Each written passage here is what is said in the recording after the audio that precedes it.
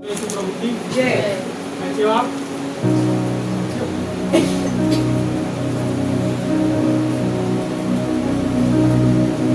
सप्ताह भर हम सब अच्छे रहे। प्रभु के घर का समोसा और लस्सी पी के हमको अच्छा लगा। कल गए थे उनके होटल, हम वहाँ से लाए थे और अगर वहाँ बैठे थे, कल इससे मिलने गए थे तो संसार में सब कुछ को पा लिया और प्रभु को नहीं पाया, क्या मतलब? सब कुछ पा लिए, सब कुछ, और प्रभु को नहीं पाए तो कोई काम था? चलो मैं आपको एक अच्छी बात बताता हूँ, अच्छी कहानी सुनाता, अच्छी बात बताऊंगा आज। लेकिन शुरुआत में ऐसे वचन से करूंगा जिसको सुन के आप लोग बोलोगे क्या बता रहे हैं, लेकिन शुरुआत वहां से करना ही पड़ेगा। और इस समय हम निकालेंगे लूका रचित सुसमाचार, उसका 11वां अध्याय और 24, 25 और 26 कोई पढ़ 103 नंबर का पेज नहीं। जब अशुद्ध आत्मा मनुष्य में से निकल जाती है तो सूखी जगहों में विश्राम ढूंढती फिरती है, और जब नहीं पाती तो कहती है मैं अपने उसी घर में जहाँ से निकली थी लौट जाऊंगी, और आकर उसे झाड़ा बुहारा और सजा सजाया पाती है। तब वह जाकर अपने से बुरी 7 और आत्माओं को अपने साथ ले आती है और वे उसमें बैठकर वास करती हैं, और उस मनुष्य की पिछली दशा पहले से भी बुरी हो जाती है।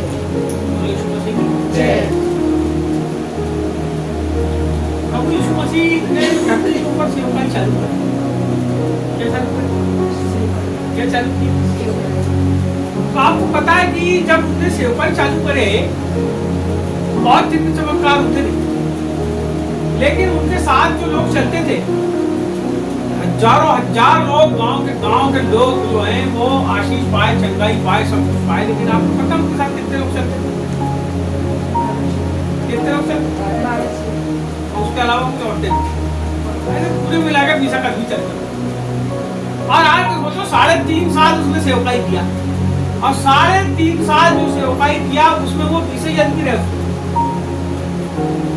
चंगाई पाने वाले और अपना काम निकालने वाले 5000 लोग भी आए उसके बाद, जिनने भात खाए और अपने घर। मेरी बात को समझना, मैं जिस बात को बताना चाह रहा हूं उसको आप समझना। आज प्रभु के साथ केवल वही लोग टिक पाते हैं जो उसके द्वारा जुड़े हुए रहते हैं। अब मान लो आप इस जगह पे बात समझ, आप यहाँ तभी टिकोगे जब आप प्रभु में अपने आप को, अपने मन को, अपने प्राण को, अपने धन को, अपने शरीर को आप खर्च करो। चेलों ने क्या किए? शुरुआत करेंगे। चेलों ने क्या किए? जो काम कर रहे थे उसको वहीं छोड़े और प्रभु के पीछे। और जब प्रभु के पीछे हो लिए तो खाने पीने की व्यवस्था किसने किया? जब आप प्रभु के पीछे होते हो तो आप ये बात की चिंता मत करो कि हम क्या खाएंगे, हम क्या पहनेंगे, हम क्या करेंगे। मत्ती रचित सुसमाचार 5-6 अध्याय में पढ़ लेना। तो हम क्या खाएंगे, क्या पिएंगे, कैसा करेंगे, कैसा नहीं करेंगे, क्या होगा, क्या नहीं होगा, ये सब हम दुनिया की चिंता में क्या करते हैं?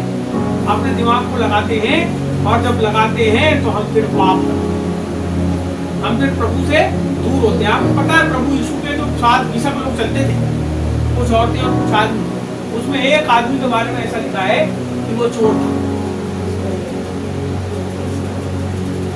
एक आदमी कैसा था? और ये बात प्रभु को पता थी कि नहीं?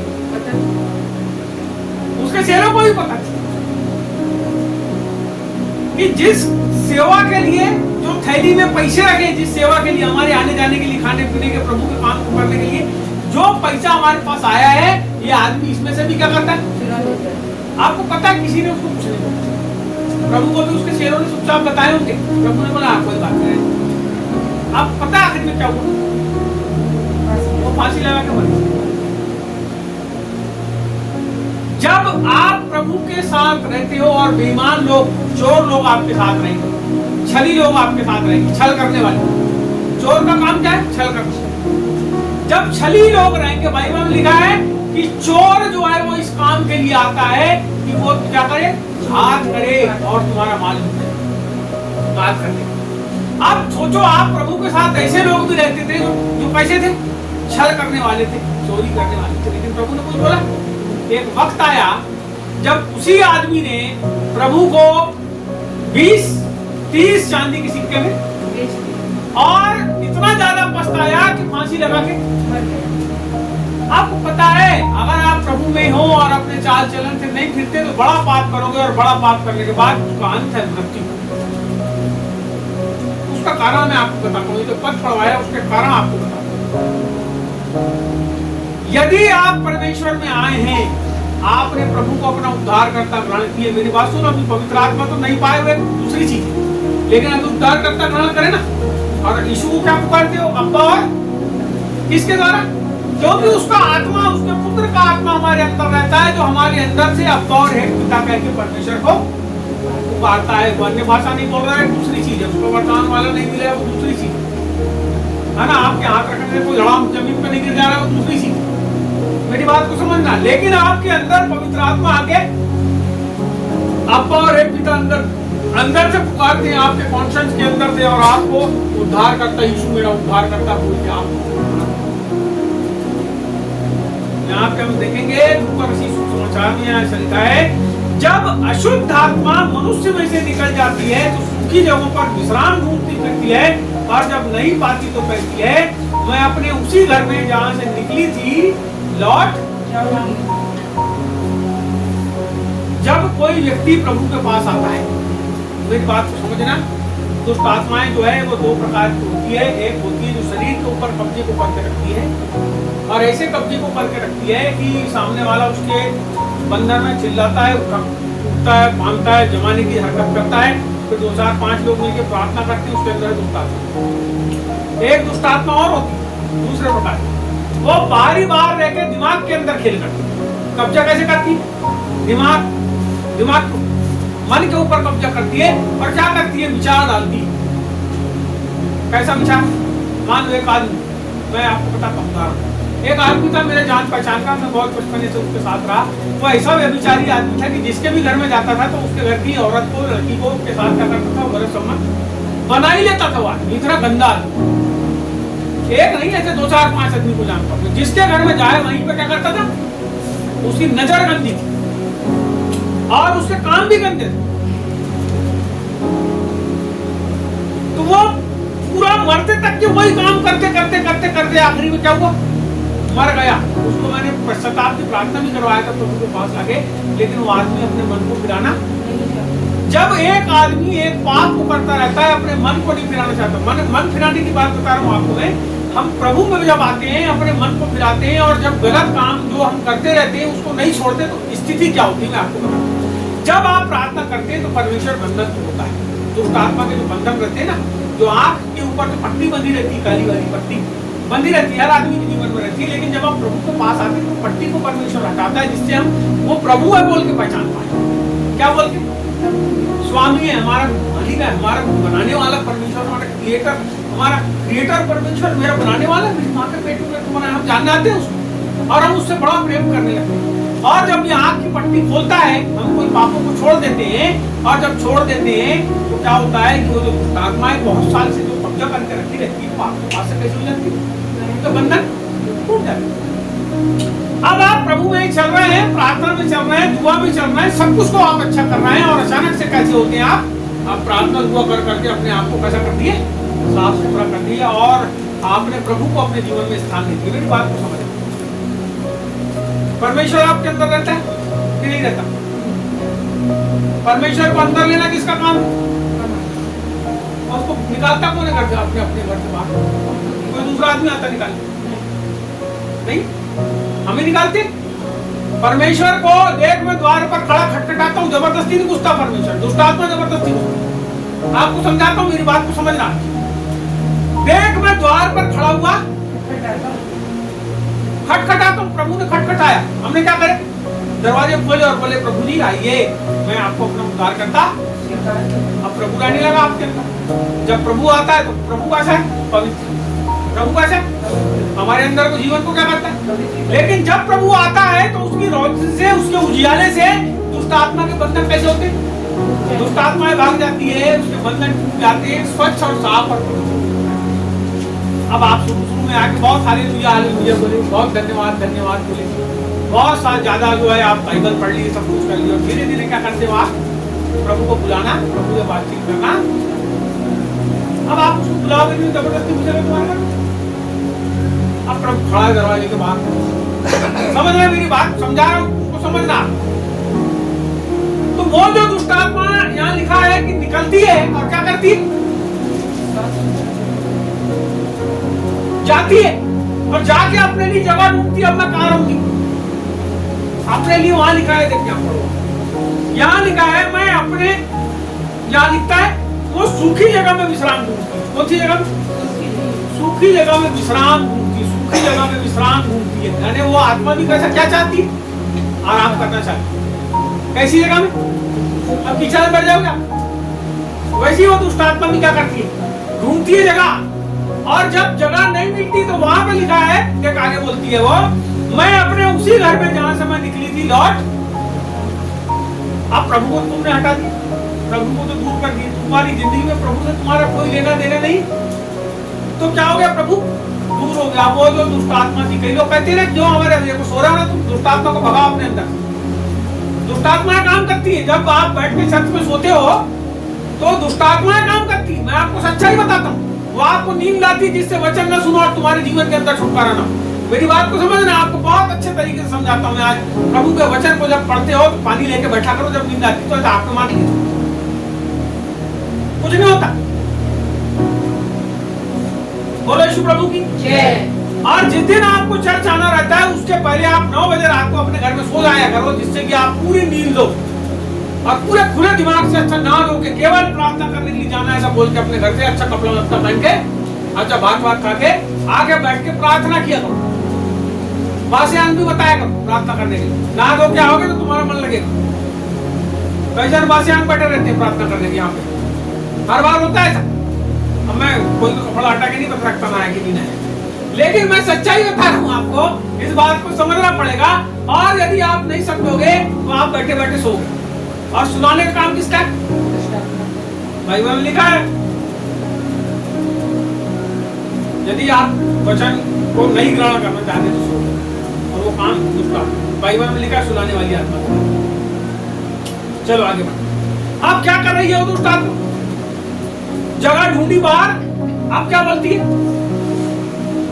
आप चलो मैं जहां से निकली थी वहीं, देखा आगे यहाँ पे लिखा है, जहां से निकली थी लौट जाऊंगी और आकर उसे झाड़ा पूरा और सजा सजाया। बोलो झाड़ा पूरा और सजा सजाया। मैं अपने शरीर को, अपने घर को इसलिए आज झाड़ा झूड़ा हूँ कि आप लोग सब आओगे प्रभु के लोग और यहाँ बैठ के प्रार्थना करो। मेरे लड़के ने पूरे सोफे वोफे जमाया, ये भैया ने आके सब बिगाड़ दिया, उधर की तकिया इधर लगा दिया, इधर की उधर कर। सुनो मेरी बात, उदाहरण बता रहा हूं। उन्होंने क्या किया? सब जमाया, चटाई बिछाया, फलाना किया, ढेपा किया, कुर्सी लगाया। हाँ, किसके लिए? अब यहाँ 20-25 दूसरे आदमी घुस जाए तो क्या होगा? सब गड़बड़ हो जाएगा काम। वैसे ही परमेश्वर जहाँ पे जाता है, जहाँ रहता है, उसको कैसा कर देता हूँ? बोलो झाड़ा पूरा और साफ सुथरा। आप जहाँ जहाँ आप रहते हो अपने घर में, जो जो बिस्तर में सोते हो, अपने बिस्तर को देखना वो साफ सुथरा है कि नहीं। बहुत सी चीज बताता हूँ, उसको समझना। आप जिस घर में रहते हो, जिस कपड़े को पहनते हो, जिस चीज को आप यूज करते हो, वो जगह कैसी है? दरिद्री जहाँ पे है वहां पे प्रभु है कि नहीं, ये खुद विचार कर लेना। क्योंकि परमेश्वर को कैसी जगह हो ना, कैसी जगह हो ना, परमेश्वर वैसी जगह में रहता है। और आपको एक बात बताऊं, दुष्ट आत्मा भी वैसी जगह में जाके पहले तो गंदा कर देता है पूरा, और जब प्रभु भगाता है उसको हकालता है। प्रभु हकालता है ना, भगाता है उसको। जब आता है प्रभु तो वो भाग जाती है, जब भगती है तो ढूंढती है कई जगह। अरे नहीं बोले चल वापिस जाऊंगी, वही वाला आदमी ठीक था, जैसा बताती थी वैसा करता था। लड़ाई करने बोलती थी तो लड़ाई करता था, झगड़ा करने बोलती थी तो झगड़ा, जैसा मैं चाहती थी वैसा करता था। इसका मतलब आदमी के जीवन में जब दुष्ट आत्मा रहती है तो मन मंदमाना जीवन जीने लगता है, और मन के अंदर विचार कौन डालता है? आपको पता है आपके अंदर जो विचार आ रहे हैं वो प्रभु के अनुसार है या नहीं है, उसके लिए एक नपुआ है तुम्हारे। तो नपुआ क्या है? अब ये लड़की बोले चलना पापा किसी से 500 रुपए निकाल के अपनी सब सहेलियों को चाट खिला देती, अच्छा काम तो कर रही किसी को खिला, लेकिन जो अपने बाप को बगैर बताए पैसे निकाली 500, वो अच्छा करेगी बुरा करेगी? बाइबल लिखा है किसी की वस्तु को लालच। आपको पता है हमारे पास नपुआ क्या है? हम इसको नहीं पढ़ते और अपने मन के अंदर नहीं ग्रहण करते, इसलिए हमारे जीवन के अंदर गड़बड़ियां, हमारे जीवन के अंदर इसलिए गंदगी आ जाती। गंदगी का मतलब पाप, साफ सुथरा का मतलब प्रभु के अनुसार आचरण। वो आदमी जब प्रभु के अनुसार आचरण करता है तो उसका जीवन कैसा हो जाता है? साफ सुथरा हो जाता है। और क्या करता है? प्रार्थना करना बंद कर देता है। तो जगह तो साफ सुथरी है, लेकिन प्रभु वहां पे, उजाला वहां पे, साफ सुथरा है जगह, लेकिन उजाला देख अब क्या होता है वहां। वो आगे बोलता है तब वह जाकर अपने से 7 और बुरी आत्माओं को अपने साथ ले आती है और वो उसमें बैठकर वास करती है, और उस मनुष्य की पिछली दशा पहले से भी बुरी। या आखिरी शब्द के ऊपर ध्यान दो, वहां लिखा है उस मनुष्य की दशा पहले से भी अधिक बुरी। अब तुम यीशु मसीह में आने के पहले कैसे थे? यदि आज तुम्हारी दशा और उससे भी ज्यादा बुरी है, इसका मतलब है कहीं ना कहीं अपने जीवन से प्रभु को हटाए हो, और वहां पर जो है वो दुष्ट आत्मा फिर से आकर तुम्हारे जीवन को अस्त और नाश। मेरी बात को ध्यान देना, यदि आपके घर में, आपके परिवार में भी ऐसी स्थिति है कि वो आपके घर की और परिवार की स्थिति खराब हो रही है, बाल बच्चे बिगड़ रहे हैं, घर के लोग बिगड़ रहे हैं, इसका मतलब ये नहीं कि तुमने वैसा किया, इसका मतलब यह कि तुम्हारे घर के वो लोग, उनके दिमाग के ऊपर दुष्ट आत्माओं ने अभी भी कब्जे को, पुराने कब्जे को बरकरार रखी, जिसके कारण आपका घर की स्थिति और खराब, चाहे वो आर्थिक हो, चाहे मानसिक हो, चाहे शारीरिक हो, चाहे हमारी बीमारी का वाला कोई समस्या हो, या और कोई जो है बाल बच्चे बिगड़ने की समस्या। इसका मतलब क्या है? वहां पर किसका कब्जा है? अभी यहाँ पर हमको एक काम करना पड़ेगा। बाइबल में ऐसा लिखा है, यदि आपको किसी नगर को जीतना है, यदि आपको किसी पहलवान को जीतना है, तो क्या करना पड़ेगा?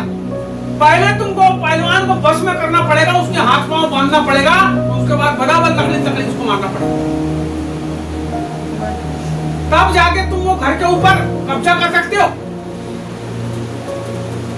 इसका मतलब ऐसा नहीं है कि किसी को भी पकड़ के लकड़ी मार रहे, या हाथ पैर बांध के डाल दिया बैठे रहे। इसका मतलब ऐसा है कि आपको प्रभु में युद्ध करना पड़ेगा और प्रभु की सहायता लेना पड़ेगा, जब जाके तुम उसकी सहायता से वो जो बलवंत तुम्हारे घर के अंदर गड़बड़ी कर रहा है, जो आपके परिवार के अंदर गड़बड़ी कर रहा है, जो आपकी सेवकाई के अंदर गड़बड़ी कर रहा है। अभी सेवकाई के अंदर क्या होता है? लोग आ रहे हैं, लोग आ रहे हैं, लोग आ रहे हैं, लोग आ रहे हैं, लोग आ रहे हैं, पूरा कमरा भर जा रहा है, और अचानक से क्या होता है? एक आदमी ऐसा गड़बड़ आता है जो लोगों के दिमाग के अंदर कचरा भरना चालू करता है। कचरा भरने का काम वो आदमी का नहीं है, वो आदमी के अंदर दुष्ट आत्मा ने विचार डाली, वो कचरा भरना चालू करता है, और क्या करता है? लोगों को बिस्काते करके पूरा जितने लोग आए थे पब्लिक, उसको क्या करता है? वो नाश कर देता है। इसको हम देख रहे हैं बहुत दिन से। ये पूरा काम जो है ये दुष्ट आत्माओं का है, लोगों के दिमाग के ऊपर खेल करती है, और किसी अच्छी चीज को क्या करती है? बिगाड़ देती है, बहका देती है, नाश कर देती है।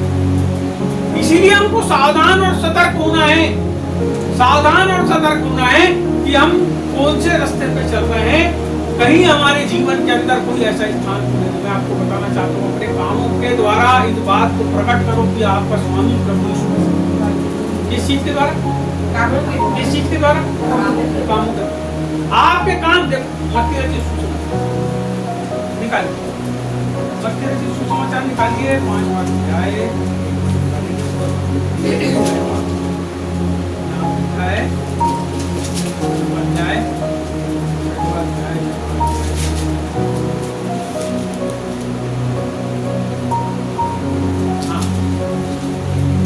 पढ़ो 15 से पढ़ो। और यदि तुम मनुष्यों के अपराध क्षमा न करो, 7वां अध्याय का 15 पढ़िए। झूठे भविष्यवक्ताओं से सावधान रहो जो भेड़ों के भेष में तुम्हारे पास आते हैं, अच्छा। परंतु अंतर में वे फाड़ने वाले भेड़िए हैं। उनके फलों से तुम उन्हें पहचान लोगे। क्या लोग झाड़ियों से अंगूर या ऊंट कटारों से अंजीर तोड़ते हैं? इसी प्रकार हर एक अच्छा पेड़ अच्छा फल लाता है और निकम्मा पेड़ बुरा फल लाता है। अच्छा पेड़ बुरा फल नहीं ला सकता और न निकम्मा पेड़ अच्छा फल ला सकता है। जो पेड़ अच्छा फल नहीं लाता वह काटा और आग में डाला जाता है। इस प्रकार के फलों से तुम उन्हें पहचान लोगे। यहाँ ऐसे लोगों के बारे में बात करता है, यहाँ लिखा है झूठे भविष्यवक्ताओं से सावधान रहो, तो भेड़ों के भेष में तुम्हारे पास आते हैं, परंतु अंतर में फाड़ने वाले भेड़िए हैं। आप ही के समान लोग आएंगे आपके पास। अब मैं आपको विचार बताऊं। अब आदमी को छोड़ दो यहाँ, अब आप विचार की बात।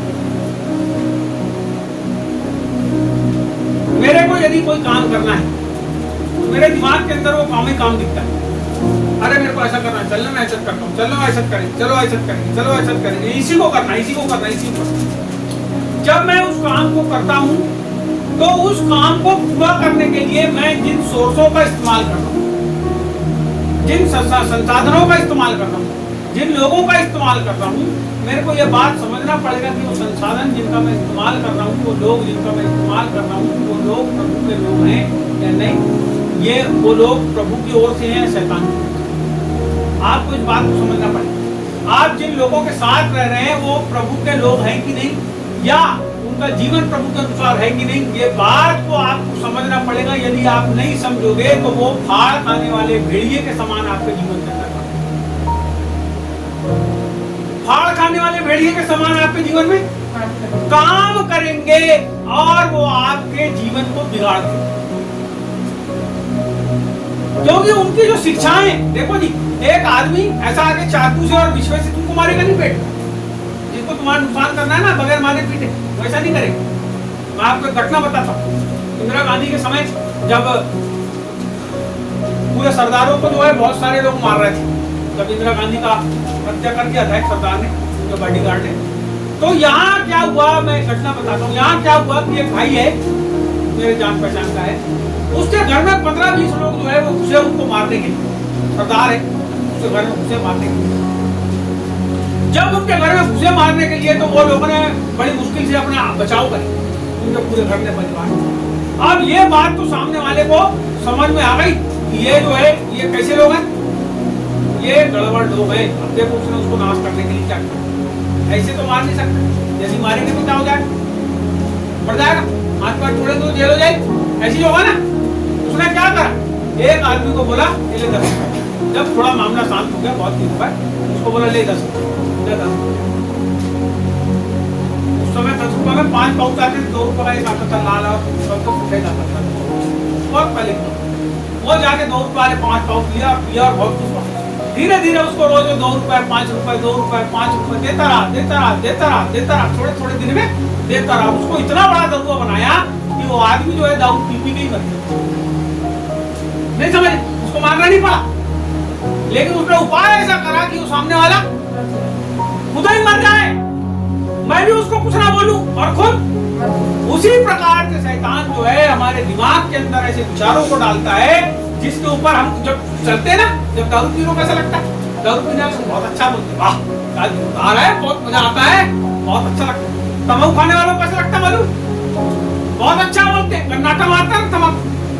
राष्ट्रीय खाती कई औरतें खाती है, राष्ट्रीय खाते कई लोग, वो कई लोग ऐसा फाड़ती है और मुंह में भर लेती है, उससे गन्नाटा आता है, तम्बाकू रहती है और उनको बहुत अच्छा लगता है। उनको कितना भी कोई आदमी मना करे मत खाओ मत खाओ, क्या करते धीरे धीरे मुंह का कैंसर, उसके पूरे गाल को काट के निकाल दिए, पूरे उसके दांत दिखते हो आदमी। जब खाता खाना तो यहाँ गाल से बाहर निकलता है, उसको घोटता है और यहीं से मुंह को बंद रख के तो टेढ़ा करके यहाँ से डालता लटकता अंदर ही, दांत दिखते पूरे। आदमी अपना नाश कैसे करता है, अपने विचारों में। वो विचार किसकी ओर से, प्रभु की ओर से कि शैतान की ओर से, बात समझना पड़ेगा। यहाँ पे लिखा है अंतर में वो फाड़ खाने वाले भेड़िए हैं।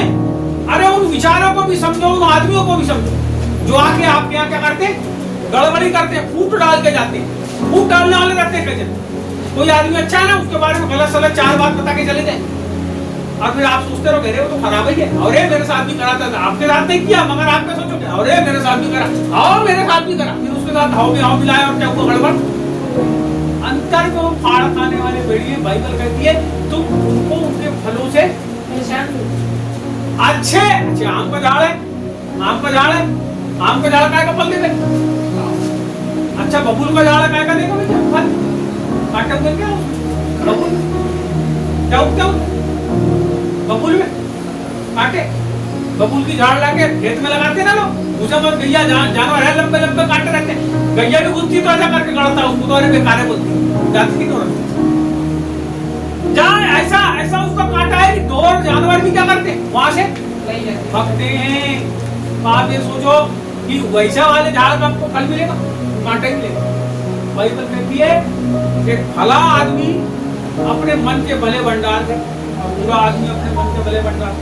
हमको समझने की जरूरत है कि हम अपने आप को अंदर से शुद्ध और पवित्र रख रहे हैं या फिर हम अपने आप को मैला कर रहे हैं। यदि हम अपने आप को शुद्ध और पवित्र करके रखें तो उस स्थान पर केवल एकमात्र प्रभु यीशु ख्रिस्त को ही बैठना चाहिए, और जब वो हमारे अंदर रहेगा तो हम किसी भी प्रकार से कोई भी गड़बड़ियों में नहीं फंसेंगे। जब वो हमारे अंदर रहेगा तो भी हमारा रास्ता कौन दिखाएगा। अच्छा मान लो मोटरसाइकिल चलाते ना, तो हैंडल आप ही चलाते हो, पीछे वाले को दे देते, चलाते बेटा गाड़ी, तो जो गाड़ी चलाता है उससे पूछो, गाड़ी जब चलाते हैं तो हैंडल अपने ही हाथ में रखना पड़ता है। अब आप ये सोचो कि गाड़ी आपकी है, कार आपकी है, और आप सब बैठे हो कार के अंदर, और प्रभु यीशु मसीह गाड़ी चलाते, कभी गड़बड़ी होने देंगे। लेकिन प्रभु को हटा के आप तो ऐसे आदमी को बिठा दो, हमारे मामा को बिठा दो जिनको गाड़ी चलाते नहीं आती, क्या करेंगे? तुरंत गड्डी के अंदर तुरंत के तुरंत गाड़ी भी पूरी पेश कर जाएगी, और हम सब के सिर सब बांट के। हमारे जीवन का मालिक कौन, हमारे जीवन का स्वामी कौन, कौन हमारे अंदर बैठा है, कौन हमको सही रास्ते पे ले जा रहा है, कौन हमको गाइड कर रहा है, इस बात को भी आपको समझने की जरूरत है। कोई कोई पकड़ लिए बोले तू मेरा पार्टनर, ऐसा नहीं होता। आपको समझना पड़ेगा किसकी अधीनता में आपको रहना है, किसके साथ रहना है, कैसे आगे बढ़ना है, कैसे चलना है। यदि आप झड़े पूरे साफ स्थान को छोड़ेंगे तो फिर गड़बड़ियां जरूर होगी, क्योंकि फिर कोई ऐसा होगा जो आपको क्या करेगा, अपने अनुसार जब चलाएगा तो गड़बड़। फिर यहूदा इस्करियोती के जैसे आप रहोगे जरूर प्रभु के साथ, लेकिन बात किसकी मानोगे? विचार करो, प्रभु के साथ रहता था ना, प्रभु के साथ साथ चलता था ना, प्रभु जाता था जहां, यहूदा इस्करियोती भी उसके साथ, वहां प्रभु वापस आए वो भी पीछे पीछे, चंदा की थैली थी उसके पास, चोरी करता था, और उसको इतना लोभ आया कि जाके प्रभु यीशु मसीह को 30 चांदी के सिक्के में, अरे वो तो प्रभु के साथ रहता था ना। लेकिन मैं आपको बताना चाहता हूँ साथ में प्रभु का था, लेकिन उसके जीवन का स्वामी प्रभु। आपको अपने जीवन का स्वामी प्रभु को बनाना पड़ेगा। यहाँ लिखा है, अंतिम बात फिर से पढ़ेंगे, लूका रचित सुसमाचार के उसी अध्याय में 11 के आखिरी में 26 में यहाँ लिखा है, और उस मनुष्य की दशा पिछली दशा से भी बुरी हो जाती। कैसी हो जाती? पिछली दशा से भी और बुरी। जैसी उसकी दशा पहले रहती उससे भी खराब हो जाती। इसका मतलब कहीं ना कहीं गड़बड़ियां हैं, हमको उसको सुधारने की जरूरत, हमको सरेंडर करने की जरूरत है, प्रभु के निकट आने की। तो जब हम ऐसा करेंगे तो परमेश्वर हमारा स्वामी हो जाएगा, हमारा सारथी हो जाएगा, हमारा रथवान हो जाएगा, हमको चलाने वाला हो जाएगा, और हमारे जीवन के अंदर अपने विचारों को डालकर पवित्र आत्मा के द्वारा अद्भुत रीति से जैसे थोड़ी देर पहले बोल रहे थे, कितने लोगों ने पवित्र आत्मा के दान को पाए? कितने लोग हैं जो अन्य भाषा आप बोलते हो धन्यवाद? आप बोलते हो? आप बोलते हो? आप बोलते हो? आप बोलते हो? तो देखो कितने सारे ऐसे लोग हैं जिनको पवित्र आत्मा का दान। मैं आपको एक बार की बात और बता देता हूँ और फिर समाप्त करता हूँ। अभी से कुछ समय पहले की बात है, मैं सिंधी गया, वहाँ पे एक महिलाओं की सभा थी। वहाँ पे कम से कम 25-30 महिलाएं थी और एक बहन थी जिसने हमको वहाँ बुलाई थी। और जब हम गए तो वो बोलती, भैया आप ना तो मैंने छोटा संदेश 10 मिनट का दिया और मैंने बोला कितने लोग हैं जिनने पवित्र आत्मा का दान दे पाए, तो उसमें बहुत सारी औरतें की हाथ उठाई। हम बोला ठीक है, आप प्रभु को धन्यवाद और परमेश्वर आप सबको पवित्र आत्मा के वरदान देगा। और जैसे ही उन्हें जो है धन्यवाद देना चालू करी, 15 मिनट के भीतर वो पूरी औरतें बैठे बैठे जो है अन्य भाषा ऐसा बोलने लगी कि उस पूरे मोहल्ले के लोग जो है वो पूरे आके खिड़की से और दरवाजे से ढूक ढूक के देखने लगे, यार क्या हो गया, क्या हो गया यहाँ पे, क्या हो गया, हो गया क्या हो गया, क्या हो गया करके कितनी भीड़ वहां लग गई घर के बाहर। तब मैं खड़ा हुआ और वो उनको मैंने बोला कि आप शांत हो जाओ, शांत हो जाओ, शांत हो जाओ, शांत हो जाओ, चुप हो जाओ। तो भी वो चुप होने तैयार नहीं, उनके मुंह से अन्य भाषा निकलते जा रही है, निकलते जा रही है, निकलते जा रही है, निकलते जा रही है, लगातार निकलते जा रही है। क्या हुआ? वो सब अन्य भाषा से भर गए। कहाँ से वो आए थे, लखनऊ से, नरसिंहपुर से, इधर से उधर से मैं आपसे बताना चाहता हूँ, आप लोग यदि प्रभु में घुसने का जीवन जीते हैं, यदि आप लोग प्रभु से चाहते हैं कि आपको पवित्र आत्मा का वरदान मिले, तो उससे आप मांगना चाहिए। यदि आप मांगोगे तो निश्चय परमेश्वर आप बाइबल में लिखा है, ढूंढोगे तो। ये पैसा कौड़ी के नहीं लिखा है जैसे आजकल लोग प्रचार करते हैं। मांगोगे तो, हाँ मांगोगे तो मिलेगा, ढूंढोगे तो और खटखटाओगे तो। ये तीनों बात जो लिखी है वहां नीचे लिखा है, उसके बाद पवित्र आत्मा के बारे में। ये तीनों बात रुपया पैसे के बारे में नहीं लिखी है, ये पवित्र आत्मा के बारे में लिखी है, क्योंकि संसार की सबसे बहुमूल्य संपत्ति जो है वो है परमेश्वर का आत्मा। जब वो एक बार किसी आदमी को मिल जाता है, वो अद्भुत तरीके से परमेश्वर का आत्मा उसके जीवन के अंदर उसको एक काम को करने के लिए उसका गाइडलाइन करता है। जब पौलुस पवित्र आत्मा से भरा है ना, क्या हुआ? आंख के छिलके यीशु को देखा तब नहीं, बाद में जब पाया तो क्या हुआ? आंख के छिलके और देखने लगे। तो परमेश्वर का आत्मा हमारी आंखों को खोल देता है, देखने लगे। उसने अद्भुत प्रकाशन को पाया परमेश्वर, और वो कहता मैं इतनी अन्य भाषा बोलता हूँ जितनी तू भी नहीं बोलता। तो हम लोग अपने आप को तैयार करें सही गाइडलाइन में चलने के लिए, पवित्र आत्मा का वरदान के लिए।